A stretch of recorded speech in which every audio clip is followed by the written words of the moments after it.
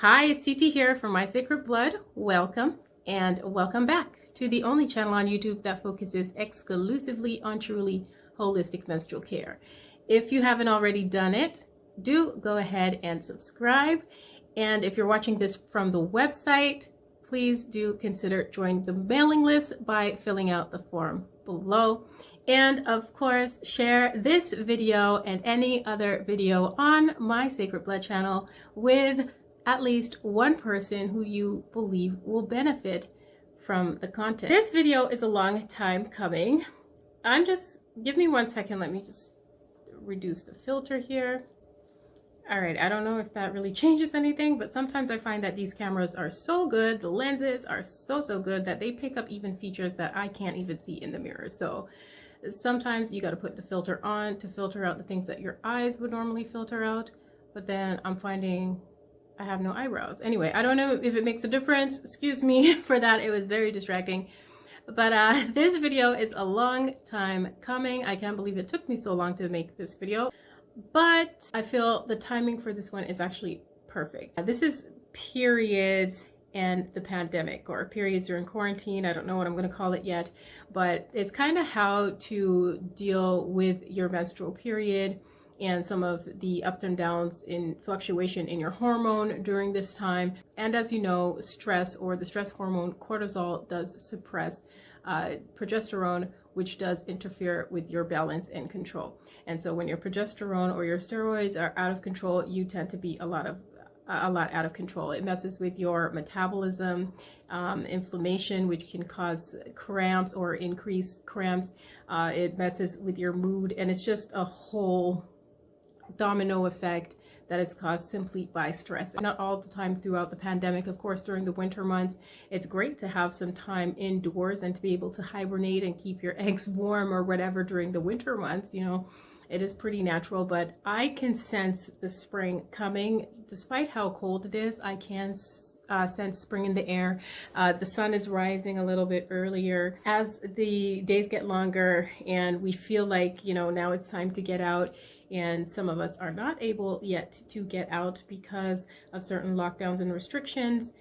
You know, that stress is going to kick in.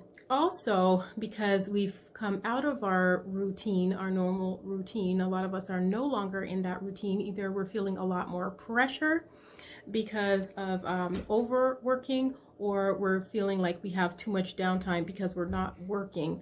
There is a lot of change in our schedule. And so I want to offer you 5 tips on how you can deal with your period during a pandemic. And tip number 1 is directly related to that stress factor. And that is to absolutely stick to your schedule no matter what. You know, a lot of us feel like we have a lot more time at work, and so we should be giving more time to the company or filling our time with doing work. I found myself doing it too when I was working at home for the law firm. I found that I was spending a lot of my time, extra time, on the computer, and you don't need to do that. You are paid for a 9 to 5, so stick to your 9 to 5, stick to your schedule. If you are expected to do overtime work, then you should be requesting overtime pay. And this is, I don't know how it works in your country, but it is the law where I am from. If your employer expects you to work overtime, then they should be willing to pay you time and a half. You know, we should not be expected to do overtime just because we're at home and we have the time and we're working from home. So that's the first thing. Stick to your schedule. If you're working outside of the home, it's the same thing. You are not obligated to give more than your standard hours. And if you feel like, okay, you could use the extra money whenever you're asked to do overtime, also ask immediately whether you will be paid for overtime. And don't be afraid to ask. When we're afraid to say no to what we want and yes to what we need, then we find that we are going to have a lot more stress. So that is tip number 1, is to absolutely stick to your schedule. And now for tip number 2, let's get outside.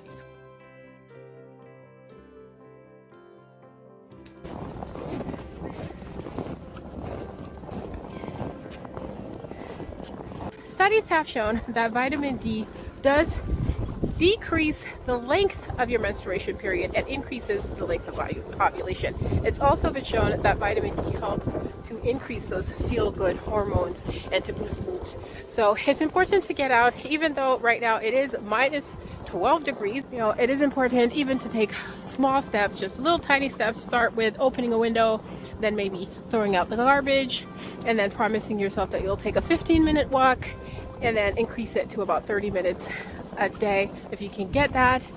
I know that it's hard to get up, especially when it is bleeding time, to get up and get out. But then in the days just following your period, when blood starts to taper and your moods start to go up slightly, it's the best time to get out and to help boost those estrogens and those endorphins. And so yes, even though it is freezing cold, push through it and get that vitamin D to boost your spirits. And if you want, like I have, drag a family member out, as I've dragged my son out to be with me today. Grab your dog, grab your friend, your partner, your children, and go and get just a little bit of sunlight. I wasn't expecting that. It's deeper than I thought. Oh God. I'm like, are you dying to deep that? Oh jeez. You go, because you have higher boots. Oh God. Jesus Christ.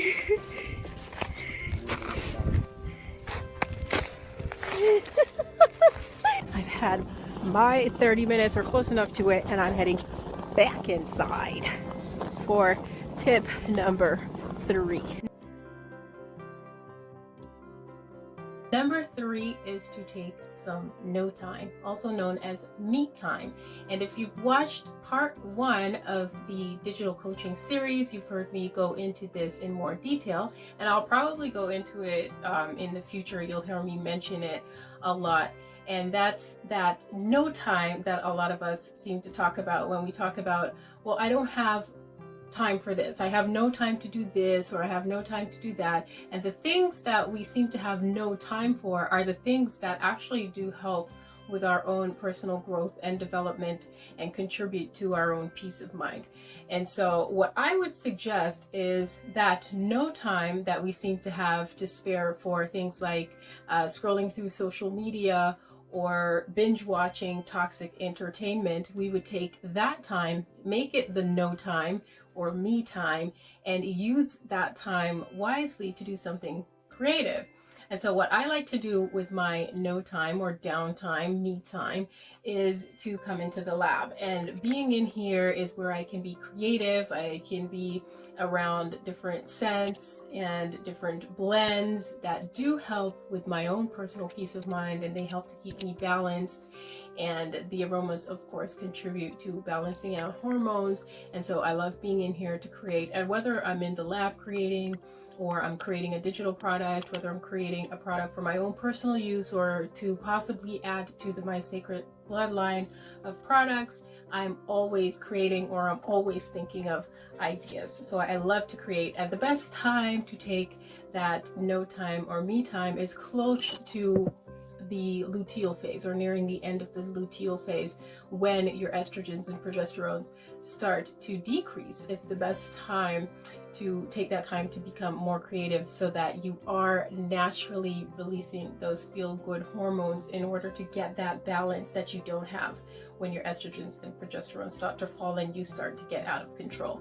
And so around that time, when you're starting to feel that PMS, it's the best time to take that no time or me time and to spend it doing something that's going to contribute to your own peace of mind, to your own personal growth and development, and of course to your own holistic lifestyle, your balance and your wholeness. All right, so now on to tip number 4.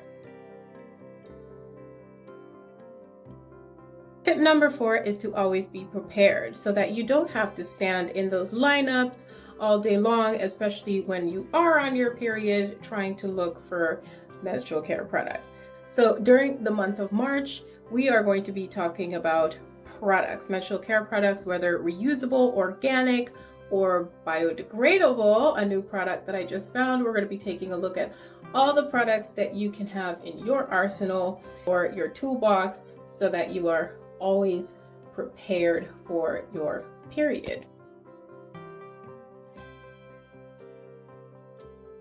And last but certainly not least, it's actually the most important, is to stay hydrated, because it is pretty obvious that if you are losing blood, it is an absolute must that you replenish it.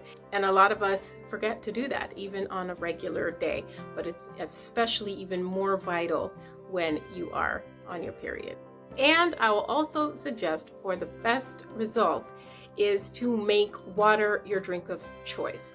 Just eliminate everything else during your entire period except for water. And then during the bleeding time, you can have things like infused fruit water or things like Gatorade or sports drinks that have electrolytes in them. But other than that, no soda pop, no juices, no nothing. Just add a little bit of maybe lime, cucumber, strawberry, or have some coconut water or watermelon juice just to get those electrolytes up and to keep your body alkaline, and just eliminate the juices and the pops.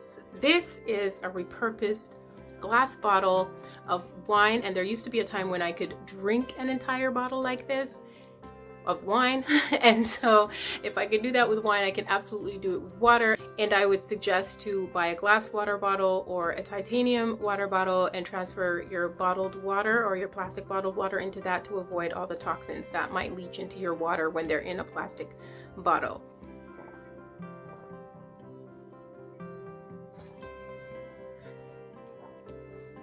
And that is it. Thanks again for watching, and as always, I am here every moon day at noon, and that's Eastern time. Until the next one, take care of yourself.